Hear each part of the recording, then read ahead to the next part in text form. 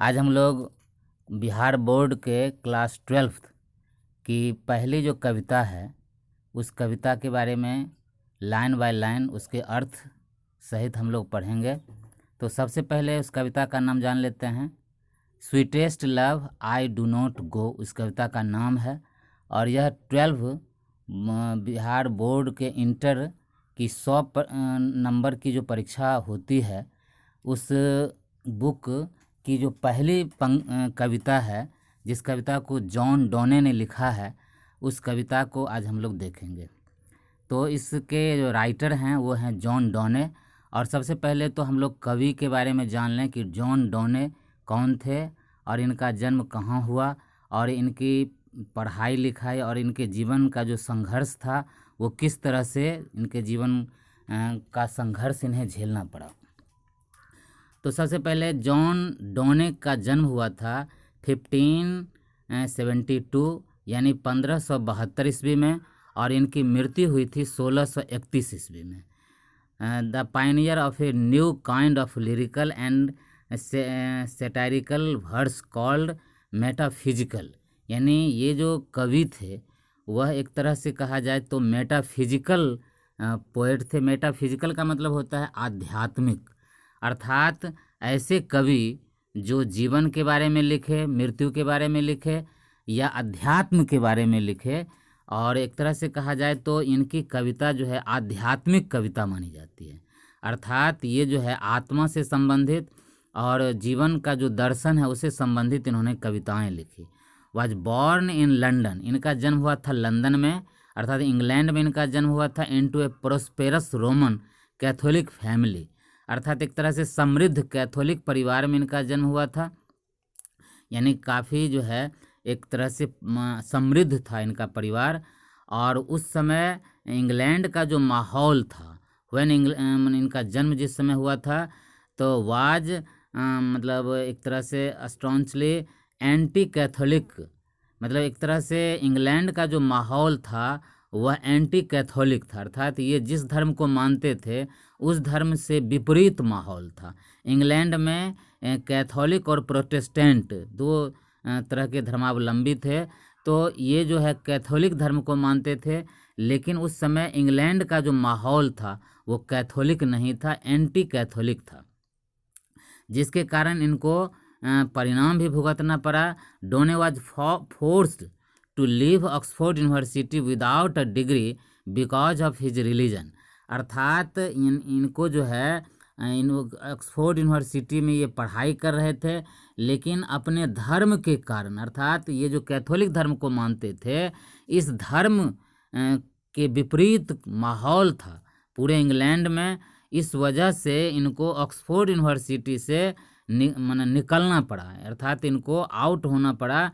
और because of his religion, अर्थात इनके जो धर्म थे तो धर्म के कारण इन्हें बिना डिग्री लिए जो है ऑक्सफोर्ड यूनिवर्सिटी से निकलना पड़ा। तो बाद में चल कर के इन्होंने कानून की पढ़ाई की और थियोलॉजी की पढ़ाई की और इस तरह से काफ़ी इनका जीवन जो है संघर्षपूर्ण रहा। बाद में चल कर के क्या हुआ कि इन्हें कुछ दिन के लिए a job he lost when he was briefly sent to prison for secretly marrying his patron's niece, यानी कहने का मतलब है पेट्रॉन्स का मतलब आश्रयदाता, तो आश्रयदाता की भतीजी से इन्होंने गुपचुप तरीके से शादी कर ली थी, जिसके कारण इन्हें कुछ दिनों के लिए जेल में भी रहना पड़ा। बाद में चल कर के इनकी शादी का अप्रूवल हुआ तो जेल से बाहर निकले और इस तरह से मतलब एक काफ़ी संघर्ष इनके जीवन में रहा, काफ़ी एक तरह से इन्होंने संघर्ष को देखा। Donne accepted ordination in the Anglican church and soon became one of the greatest teachers of his time, यानी वो अपने समय के सबसे अच्छे प्रीचर हुए, उपदेशक भी हुए, क्योंकि ये जो है एंग्लिकन चर्च में ज्वाइन लिए।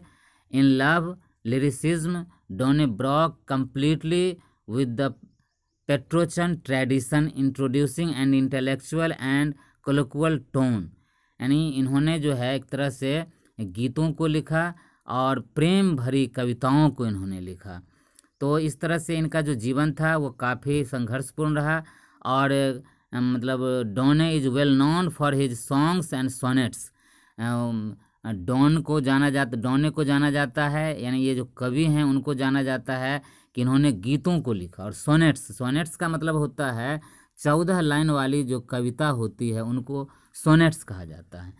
तो सोनेट्स यानी 14 लाइन वाली कविताओं को लिखने में और गीतों को लिखने में, सेटायर्स का मतलब प्रहसन अर्थात हंसने वाली जो गीतें होती हैं उनके लिए, एंड द एल्गीज, और ये जो है एल्गीज का मतलब शोक गीतों को के कारण, एंड सरमन्स प्रवचन के लिए, आध्यात्मिक जो प्रवचन हैं तो उनके लिए इन्हें विशेष रूप से जाना जाता है। ये विशेष रूप से इस तरह की भावनाओं के कवि माने जाते हैं। तो ये था मैंने कवि का परिचय, संक्षिप्त परिचय। अब हम लोग इस चैप्टर पर चलेंगे कि ये जो इन्होंने जो कविताएं लिखी, ये जो कविता है, इस कविता में ये क्या कहना चाहते हैं। तो सबसे पहली पंक्ति है, sweetest love I do not go. यानी कवि ये कहना चाहते हैं अपनी प्रेयसी के प्रति इनकी जो भावनाएं हैं, इनकी जो कविताएं हैं, जिससे इनकी शादी हो चुकी है, अर्थात उसी को संबोधित करते हुए ये कहना चाहते हैं, ये किसी जर्नी पर जाना चाहते हैं, किसी यात्रा पर ये निकलना चाह रहे हैं। लेकिन यात्रा की जो अनिश्चितता होती है, जर्नी की जो अनसर्टेनिटी होती है, अनिश्चितता होती है कि यात्रा से किस तरह से वापस आएंगे, कब वापस आएंगे, क्या होगा, एक तरह से अनिश्चितता की जो स्थिति है, इस आशंका में, इस डर में उनकी प्रेमिका, उनकी पत्नी उन्हें जाने से रोकना चाहती है, मना करना चाहती है। लेकिन वो उन्हें समझाते हुए, अपनी पत्नी को, अपनी प्रेमिका, अपनी प्रेयसी को स्वीटेस्ट लव अर्थात सबसे मधुर प्रेम, प्रियतमा, आई डू नॉट गो, मैं नहीं जाता हूँ, मैं जा नहीं रहा हूँ, for weariness of the. Weariness का मतलब थकावट। ऐसा नहीं है कि मैं तुमसे थक गया हूँ इसलिए मैं जा रहा हूँ, ऐसी बात नहीं है। Nor in hope the world can show A fitter love for me, और नहीं मैं इस बात से जा रहा हूँ कि दुनिया मुझे तुमसे ज़्यादा प्रेम देगी, तुमसे ज़्यादा मतलब मुझे प्यार मिलेगा, या तुमसे ज़्यादा मुझे मोहब्बत दुनिया से मिलेगी, ऐसी कोई बात नहीं है। इस आशा में भी मैं नहीं जा रहा हूँ। बट सिंस दैट, लेकिन चूँकि मैं जा रहा हूँ तो इसका कुछ न कुछ कारण है, क्योंकि यात्रा यदि कोई व्यक्ति करता है, कहीं जा रहा है, तो उसका एक कारण है, एक रीज़न है, और इस रीज़न के वजह से वो यात्रा पर निकल रहे हैं, यात्रा पर निकलना चाह रहे हैं। But since that I must die at last, that is best. यानी सिंस दैट, चूँकि, आई मस्ट डाई, मैं निश्चित रूप से एक दिन मर जाऊंगा। संसार में यह प्रकृति का नियम है कि जो व्यक्ति जन्म लिया है उसे मरना होता है, एक न एक दिन वह मरेगा ही। इसलिए डरने की कोई बात नहीं है, घबराने की कोई बात नहीं है। यात्रा में बहुत से बहुत यह हो सकता है कि वो व्यक्ति वापस नहीं आएगा, अर्थात बहुत, यदि सबसे विपरीत यदि होगी तो यही हो सकती है आशंका कि वह वापस नहीं आएगा, अर्थात वो हो सकता है कि मर जाए। लेकिन कवि का कहना है कि एक दिन तो ऐसा होना ही है, एक न एक दिन आदमी को मरना पड़ता है। But since that I must die, लेकिन चूँकि एक न एक दिन मुझे निश्चित रूप से मर जाना पड़ेगा। This best to use myself in jest, यहाँ TIS है तो इसको हम लोग दिस पढ़ेंगे। This best to use myself in jest, यानी यह जो है एक सबसे अच्छा तरीका है अपने आप को उपयोग करने का, कि जब एक न एक दिन मरना ही है तो हम अपने जीवन को आनंद से क्यों न भरें। अर्थात यदि मृत्यु ही का वर्ण करना होगा तो सुख से, आनंद से, खुशी से ही हम अपने मृत्यु का वर्ण क्यों न करेंगे। दस माई फैंड डेथ्स टू डाई, इस प्रकार मेरी जो मृत्यु है वह मुझे वरण करेगी। तो एक न एक दिन जब मुझे मरना ही पड़ेगा तो आनंद से, शोक रहित होकर मैं क्यों नहीं मरूंगा। अब दूसरा स्टेंजा है, yesternight the sun went hence अब कवि जो है अपनी प्रेयसी को समझाते हुए कह रहे हैं कि यस्टर नाइट का मतलब है कि बीता हुआ, जो यस्टरडे का मतलब बीता हुआ कल, और उसी है कि यस्टर, और वहाँ डे है, यहाँ है यस्टर नाइट है, यानी बीती हुई रात, यानी जो रात बीत गई। कल सूरज भी यात्रा पर निकले थे और went hence and yet is here today, और आज वो यहाँ हैं, हमारे साथ हैं, अर्थात वो कल यात्रा पर गए थे लेकिन उनकी यात्रा बिल्कुल पूरी हुई और वो आज वापस आ गए हैं। तो ठीक उसी तरह से मेरी भी यात्रा शुरू होगी तो मैं भी निश्चित रूप से वापस आऊँगा। He hath no desire nor sense, he hath यहाँ हैथ है लेकिन ही हैज़ नो डिजायर, मतलब ये पुरानी चूँकि ओल्ड इंग्लिश है तो इसमें बहुत सारे वर्ड हैं जो उस समय जो प्रचलित थे वो आज प्रचलित नहीं हैं, तो उसी के रूप में यहाँ जो दिया गया है, ही हैज़ नो डिजायर, क्योंकि सूरज के पास कोई इच्छा नहीं थी, कोई आकांक्षा नहीं है, क्योंकि उसे प्रेरित करने वाला कोई नहीं है कि वो यात्रा से वापस आए, लेकिन फिर भी इसके बावजूद वह यात्रा से वापस आ गया है। लेकिन मेरे पास तो एक डिजायर है, मेरे पास तो एक सेंस है कि मुझे तो प्रेरित करने वाली तुम हो, अर्थात तुमसे मुझे प्रेरणा मिलती है कि तुम्हारे लिए कम से कम मैं वापस आऊँ। तो he has no desire nor sense, सूरज के पास कोई इच्छा नहीं थी, कोई संवेदना नहीं थी, फिर भी वो वापस आया है। लेकिन मेरे पास इच्छा भी है, आकांक्षा भी है और संवेदना भी है, मेरे पास लक्ष्य भी है और मैं तुम्हारे लिए वापस आना चाहता हूँ। Nor half so short away, और सूरज ने जो यात्रा पूरी की है उसके पास कोई शॉर्टकट भी नहीं था, कोई शॉर्ट रास्ता भी नहीं था, अर्थात उसने पूरी यात्रा, मुकम्मल यात्रा तय करके वह वापस आया है।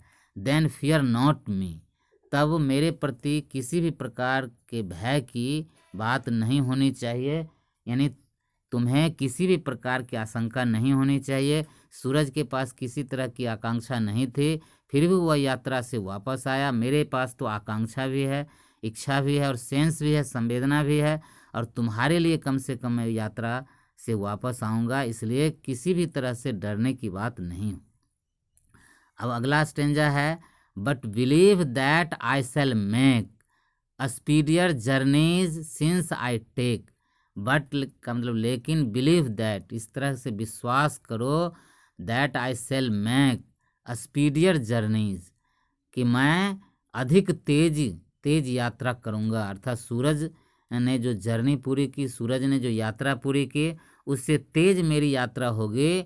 Since I take more wings and spurs than he, क्योंकि उसके पास तो किसी तरह की आकांक्षा नहीं थी, कोई विंग्स एंड स्पर्स नहीं था, अर्थात किसी तरह की आकांक्षा, किसी तरह की प्रेरणा नहीं थी, लेकिन मेरे पास आकांक्षा और प्रेरणा है, तीव्रतम है, तो मेरी यात्रा जो है उससे ज़्यादा स्पीडी होगी, उससे ज़्यादा तेज होगी, द्रुत गति से मैं वापस आऊँगा।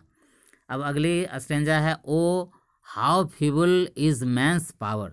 अब कभी यहाँ पर आदमी, मनुष्य की एक तरह से कमजोरी, मनुष्य कितना कमज़ोर है, हालांकि जीवन भर मनुष्य यह समझता है कि वह कितना ताकतवर है, और अपनी ताकत के अहंग में ही मनुष्य अपनी मतलब ज़िंदगी को गुजारता है, और किसी से उसके रिश्ते अच्छे नहीं रह पाते हैं, वो अहंग का शिकार हो जाता है। लेकिन अगर सही समीक्षा की जाए तो आदमी के जैसा कमज़ोर भी इस दुनिया में कोई प्राणी नहीं है, और कभी उसी की ओर संकेत करते हुए कहते हैं, O how feeble is man's power, O मैंने कितनी कमज़ोर शक्ति आदमी के पास है। That if good fortune fall, कि अगर गुड फॉर्चून का मतलब सौभाग्य के दिन यदि बीत जाएं, गिरने लगें, सौभाग्य के दिन समाप्त होने लगें, अर्थात विपत्ति के दिन आने लगें, can not add another our, अगर मान लीजिए कि अगर आपका अच्छा दिन बीत रहा है तब भी आप उसमें से कुछ पल जोड़ नहीं सकते हैं, अर्थात उस अवधि को बढ़ा नहीं सकते हैं, कोई भी मोमेंट आप जोड़ नहीं सकते हैं, कोई भी घंटा आप बढ़ा नहीं सकते हैं। Can not add another our, किसी भी तरह से दूसरे क्षण आप जोड़ नहीं पाएंगे। और यदि विपत्ति का समय आप चाहेंगे कि ये समय जल्दी बीत जाए, इस घंटे में से कुछ मिनट को हम हटा लें क्योंकि बहुत लंबा समय निकल रहा है, तब भी हम चाहेंगे तो उस समय को घटा नहीं सकते हैं। Nor a lost hour recall, या जो समय हम बिता लेते हैं, जो समय चला जाता है, जो क्षण बीत जाता है, उस क्षण को हम दोबारा वापस भी नहीं ला सकते हैं। मनुष्य की ताकत इतनी कमज़ोर है। But come bad chance and we join to it our strength and we teach it art and length itself for us to advance. यानी कहने का मतलब है कि कभी कहना है बट कम बैड चांस, लेकिन अगर बुरे समय आते हैं, बुरे अवसर आते हैं, and we join to it our strength, और हम मिल करके पूरी ताकत के साथ इससे संघर्ष करते हैं, इससे जूझते हैं, तो यह समय एक न एक दिन वो चला जाता है, बीत जाता है। And we teach it art and length, और इससे हम शिक्षा ग्रहण करते हैं। और हर जो समय है, हर तरह की जो परिस्थिति है, वह परिस्थिति हमें कुछ न कुछ सिखाती है, कुछ न कुछ हमें शिक्षा देती है। तो ये जो कोई भी समय है, चाहे वो अच्छा समय है, चाहे वो खराब समय है, लेकिन दोनों हमें कुछ न कुछ शिक्षा देती है, कुछ न कुछ हमें सिखाती है। इसलिए हमारे लिए वो समय बहुत अच्छा ही रहता है, क्योंकि कुछ न कुछ हम उस समय से सीख ही लेते हैं। अगला स्टेंजा है when thou sighs not wind. यानी यहाँ साइस्ट है, यहाँ एक तरह से अभी जो ओल्ड ग्रामर, ओल्ड इंग्लिश में साइस्ट का मतलब अभी जो है SIGS, साई का मतलब सिसकी भरना, रोना। व्हेन यू दाउ साइज, जब तुम सिसकी भरती हो, जब तुम रोती हो। दाउ साइस्ट नॉट विंड, तुम्हारी रुलाहट जो है वो हवा नहीं, हवा का झोंका नहीं है कि एक पल के लिए आया और चला गया। ये एक तरह से तुम्हारी रुलाहट जो है, तुम्हारी सिसकियाँ जो है, वह एक तरह से मुझे भी बट साइस्ट माई सोल अवे, मुझे अंदर तक झकझोरती है और लगता है कि जैसे मेरी आत्मा मुझसे दूर हो गई। रोती तुम है, लेकिन ऐसा लगता है जैसे मेरे अंदर की जो आत्मा है वो मुझसे दूर होती चली जा रही है, जैसे मैं आत्मा के विहीन होता चला जा रहा हूँ। अर्थात मतलब तुमसे जो आशा है, तुम्हारी रुलाहट को देख करके ऐसा लगता है जैसे अंदर से मैं टूट गया हूँ, बिखर गया हूँ। When thou weepest unkindly kind, my life's blood doth decay, जब तुम रोती हो और निर्दयता पूर्वक रोती हो, अर्थात इस तरह की रुलाहट जिसमें मेरी ओर से किसी भी तरह से कोई दया नहीं होती है कि मेरी भी मजबूरी है, मुझे भी निकलना है, मुझे भी जाना है, और मैं भी अपने धर्म, मैं भी अपने फर्ज का पालन कर रहा हूँ। तुम अपने हिस्से से तो गम हल्का कर लेती हो, लेकिन मेरा जो है दर्द वो बढ़ जाता है। इस तरह से अपनी भावना को तुम अगर रोक लेती तो मेरे लिए एक दया होती, मेरे लिए एक तरह से एक चांस होता, मेरे लिए कुछ कृपा होती। लेकिन तुम अनकाइंडली, मतलब रुलाहट तुम्हारी जो है वो मुझे अंदर से तोड़ती है। माई लाइफ्स ब्लड डॉथ डिके, मेरे जीवन का जो खून है, मेरे जीवन का जो रक्त है, और रक्त के बिना जीवन मतलब आदमी रह नहीं सकता, उसी तरह से जीवन का जो ब्लड है, जीवन की जो प्रेरणा है, ब्लड का मतलब यहाँ प्रेरणा, मतलब जीवन की जो प्रेरणा है वह एक तरह से डॉथ का मतलब है डज, डीके मने उसका क्षरण होना शुरू हो जाता है, वो नष्ट होना। मेरे जीवन का जो ब्लड है वो एक तरह से जीवन की जो प्रेरणा है उसका क्षरण होना शुरू हो जाता है। इट कैन नॉट बी, इसे ऐसा होना नहीं चाहिए था, जबकि मेरा भी जीवन है और मुझे भी प्रेरणा चाहिए। मैं अपने हिस्से का काम कर रहा हूँ तो मुझे भी संबल मिलना चाहिए, मुझे भी एक ताकत मिलनी चाहिए तुम्हारी ओर से।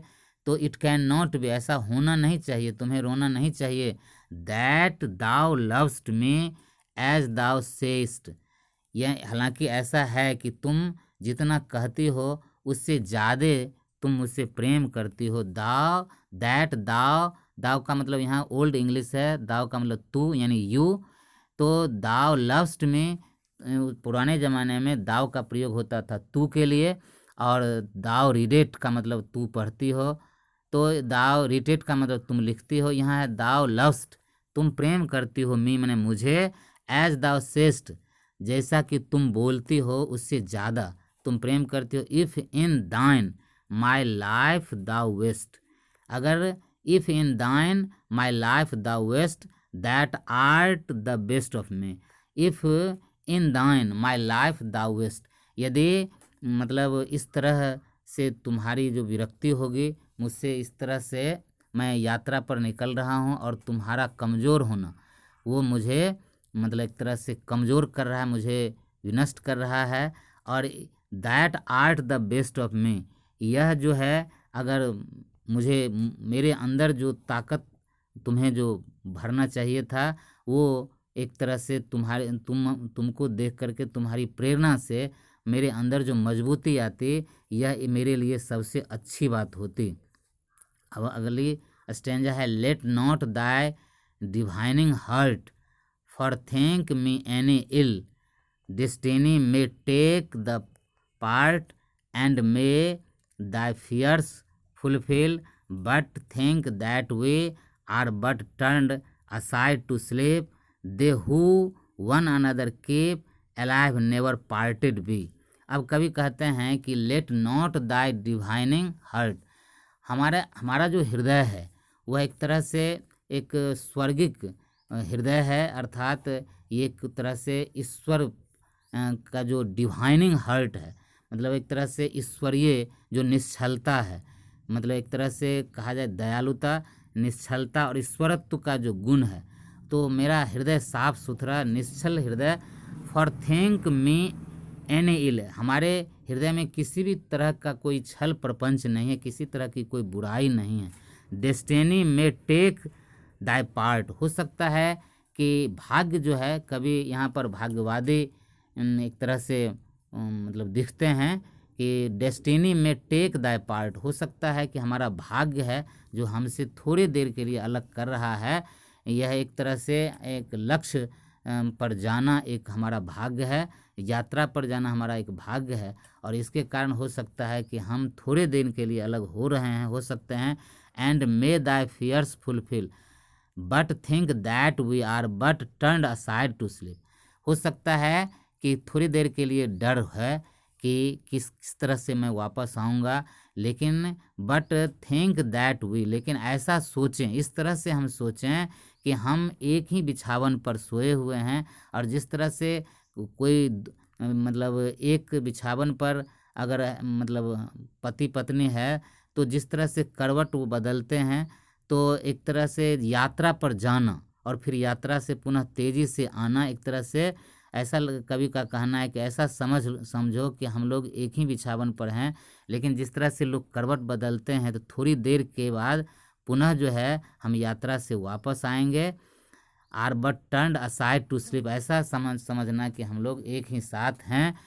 दे who one another keep alive never parted be, यानी एक दूसरे से हम लोग एक दूसरे के साथ हैं, एक दूसरे को समझते हुए, एक दूसरे की भावना से जुड़ते हुए हम रहेंगे, और कभी भी हम अलग एक दूसरे से हो नहीं सकते हैं। तो इस तरह से कवि इस कविता के माध्यम से यह कहना चाहते हैं, एक सकारात्मक दृष्टिकोण कवि का है कि वो अगर मान लीजिए कि यात्रा पर निकल रहे हैं तो यह एक तरह से थोड़ी देर के लिए यात्रा है, और जैसे प्रकृति के हर चीज़ जो है यात्रा पर निकलते हैं और अपनी यात्रा को पूरी करने के बाद पुनः वापस आते हैं, तो कभी अपनी प्रेयसी से यही सांत्वना देते हुए कहते हैं कि मैं भी बहुत तेज़ी से वापस आऊँगा। जिस तरह से सूरज कल रात्रि यात्रा पर गए थे और आज पुनः वापस आ गए हैं, तो उनके जीवन में तो किसी तरह का कोई लक्ष्य प्रेरणा नहीं है, लेकिन मेरे लिए एक लक्ष्य है और मेरे लिए प्रेरणा है, इसलिए मेरी यात्रा और भी स्पीडी होगी और भी ज़्यादा तेज़ होगी। तो यही इस कविता का भाव है, और फिर हम लोग नेक्स्ट वीडियो में हम अगली कविता के बारे में पढ़ेंगे। आप लोगों को बहुत बहुत धन्यवाद। यदि इस चैनल को सब्सक्राइब नहीं किए हैं तो निश्चित रूप से इस चैनल को सब्सक्राइब करें, शेयर करें, लाइक करें और कमेंट्स करें। आप लोगों